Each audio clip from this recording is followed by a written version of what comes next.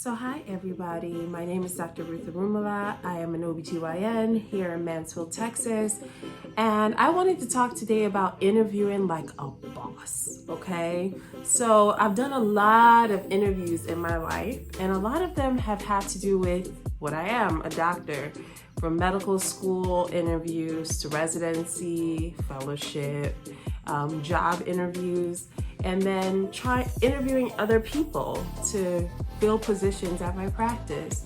So let's talk about interviewing just generally. So interviewing is a really interesting thing because a lot of us, except you're a narcissist, don't really like to talk about ourselves. And interviewing is all about talking about yourself and highlighting those things that people may not really see on a piece of paper when they look at your resume and know that this is, makes you such a boss.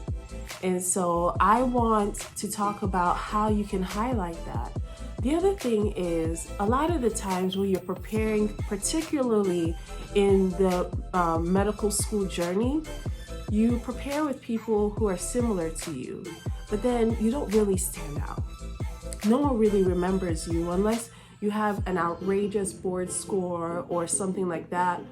Or maybe you're just a bubbly personality and you're able to invoke this feeling that they can't wait to have you in their program. And that's actually the goal of interviewing. You want to get to the point where people are like, I cannot wait to have this person in my program. I cannot wait for this person to be my colleague, to be my bestie, to be my friend. Because that's really what you're trying to do, because a lot of us spend a lot of time at work. So you want to have a kind of personality that's so infectious. Infection is not a good word to use right now during this pandemic, so I'm gonna reel it back. And so let's talk a little bit about what to do. So the first thing that I want you to do is make sure you do your homework. Make sure you do your homework. Do not go into any interview blind. Make sure you know a little bit about the institution. I actually don't think you should know a little bit. Know a lot of it. Know a lot about the institution and the company, and try to find out who the hierarchy is and who could be possibly interviewing you. If you are told who is going to interview you, that is time for you to really go in.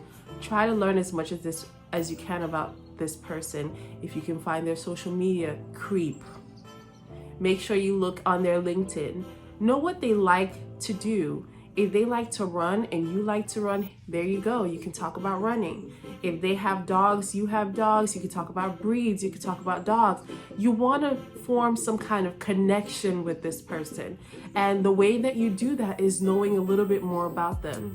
And as you are doing that, try to start formulating some questions about the position you're going to be working at, some questions about the institution and the impact that the institution is making in the community. Don't just be asking about your salary and benefits. Make sure you know a little bit more about the institution. So number one, make sure you do your homework.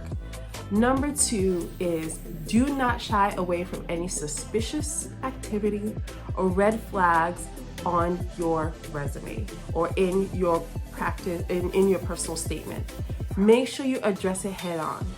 What you don't want to do is for someone to be wondering, well, this person wasn't in training for 3 years.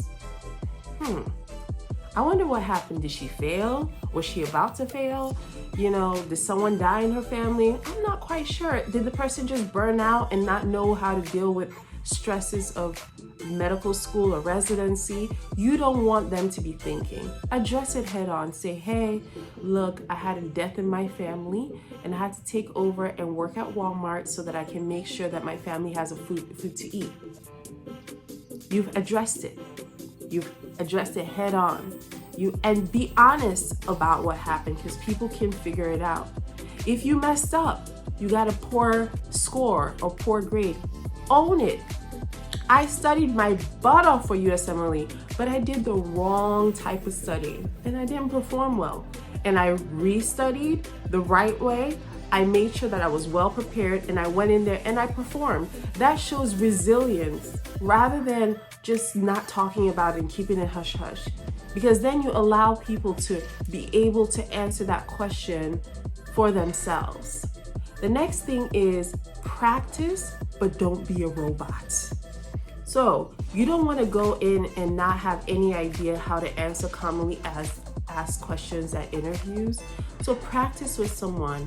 Make sure you get comfortable, because it's not that easy to talk about yourself, like I said. And sometimes when you start talking, you start to get in your head. You start to think about what you say, so you come off really nervous.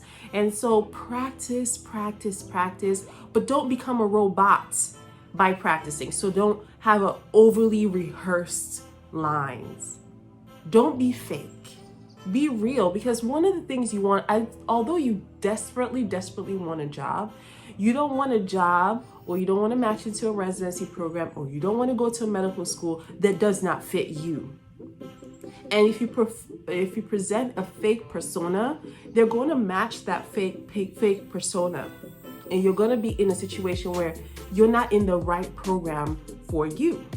So you are also doing choosing, not just the interviewer. The interviewee has a choice, right? The next thing is never leave anything unanswered when you have an interview. So I learned how to interview from a real estate agent. Shout out to my real estate agent friend in Atlanta. I'm not going to say his name, but he's amazing. He's one of the top realtors. Actually, I'll say it, Trey Cooper. He was my college friend. And so he taught me how to interview in like 2008. And I've used that same technique over and over and over. And this is what he told me. Never leave your interviewer questioning. So if you think about a real estate agent, what they have to do is they have to close deals, right? So they have to present the poor parts of the house, like the unfinished basement or the ugly green furniture or whatever. They have to present that and spin it in such a way that you can see the truth, but they're able to convince you that this is the right choice for you. That is your goal as an interviewee. You might not be the perfect candidate, you might have some flaws here and there, but you need to convince the interviewer that you are the best option for this job, for this position, for this medical school position, right? So he said, never leave the room with unanswered questions. So you want to sit right across from that person and say, hey, before I leave, is there anything that will make you not feel comfortable giving me this position? And then I'm telling you, every single time, the things that you haven't answered, they will ask you, hey, you live in Texas, you're from Texas, and you're interviewing in Georgia. Are you going to stay here afterwards? We're concerned about that because this institution is created to increase the continuity of care for our community here in Georgia. Does that make sense? That you can say, well, I did my MPH here in Georgia. I have friends. My boyfriend lives here, blah, blah, blah, blah, blah. So you give them a reason, but you finish that, thought.